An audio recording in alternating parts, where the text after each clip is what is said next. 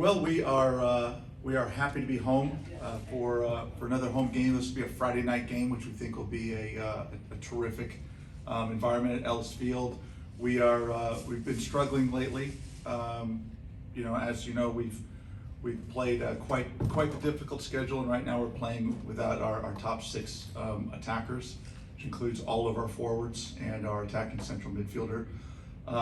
And even with that, we've been right in the midst of games. We had some interesting calls go against us this past weekend that didn't help out much, but it was more than anything, we've struggled because of the lack of experienced attackers in there right now. We've struggled to score goals. This is something that we're not used to.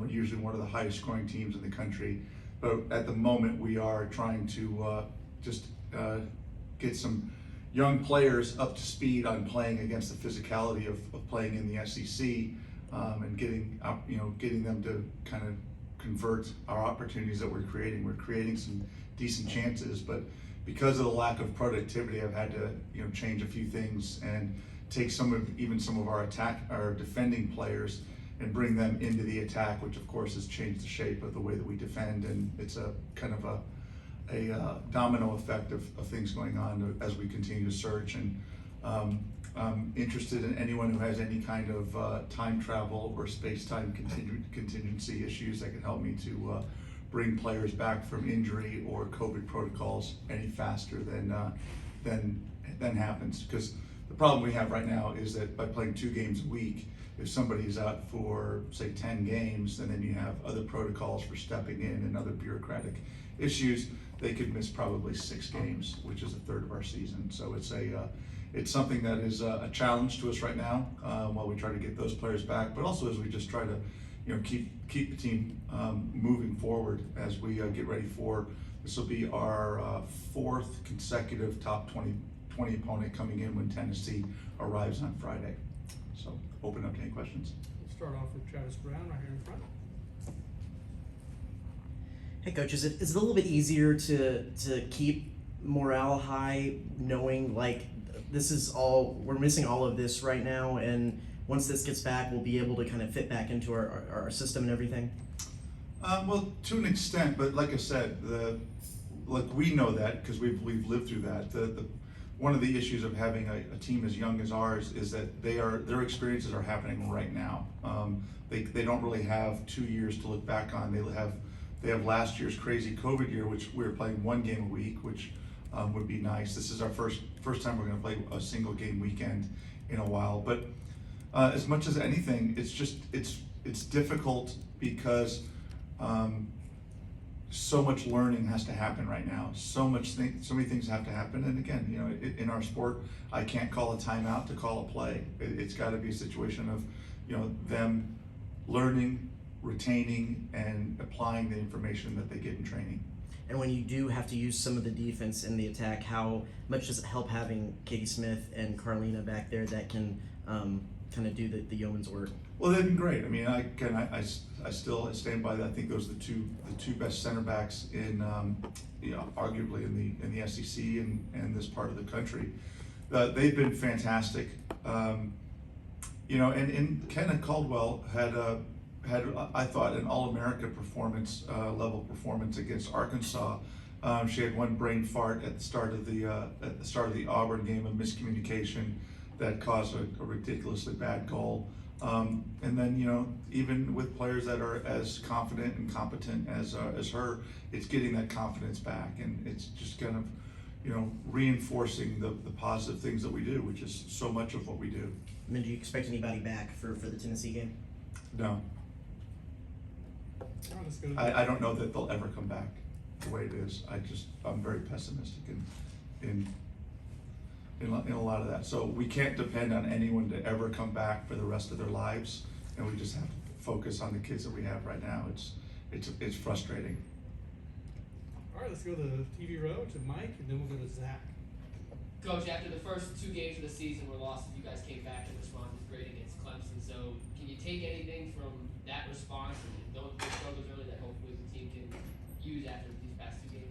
Well, the thing that we have going, we have great chemistry on this team. The team works hard, the players work hard, and bless their hearts, they're working as hard as they possibly can. It's not an issue of that they're not, doing things that they can do.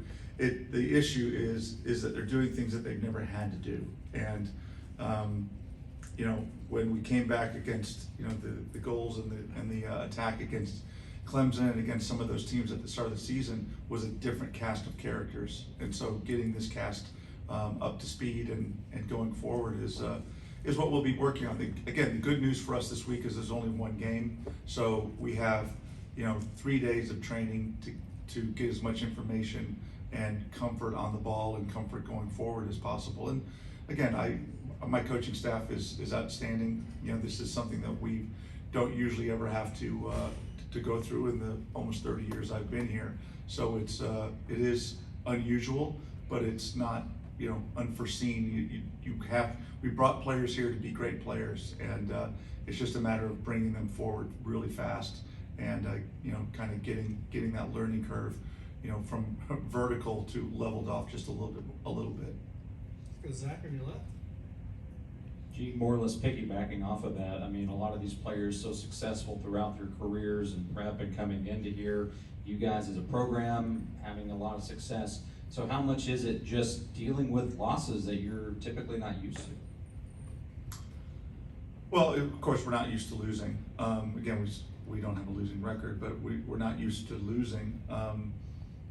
And those players who have always done so well in all of their environments, we know that those things will kick in. Now, again, playing in high school when you're the best player in your state and you are surrounded sometimes by some of the other best players in your state against non-SEC level opponents, that's a different story. You can get away with a lot of things that you can't get away with at this particular level. So that's kind of the leveling out that we're going through right now, saying, listen, that's not going to work here. That's not going to, when we're talking to players, let's look at what you've been doing. Let's look at those things that are successful, and we have to increase the speed. We have to take away thought process. You don't get a chance to stop and think about things, and you're not going to have somebody who's just going to fall down around you.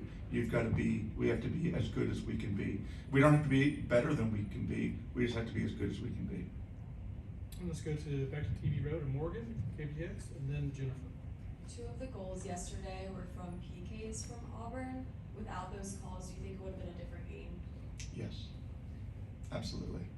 And the one that wasn't called for us, could have been different, yeah. All right, we'll wrap it up with Jennifer from the Italian. Hi, Coach G. You've mentioned several times that you're kind of frustrated with the player. I think the players are frustrated just in how things are going. It's just that they're working hard. No, sorry, I should have rephrased. What do you think the attitude is like of the players like Olivieri who are out? Because you've said you're kind of frustrated with the situation of the timing. What do you think their attitude is?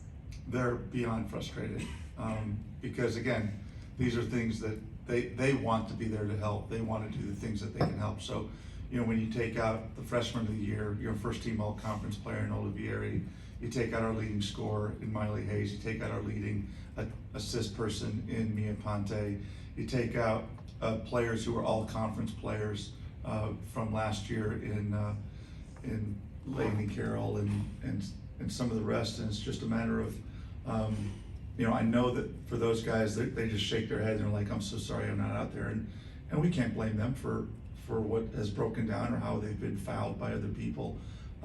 It's just a matter of right now is doing the most that we can do without being harmful in our learning progression. All right, that appears to be everything. Great, thanks guys. Thanks, G.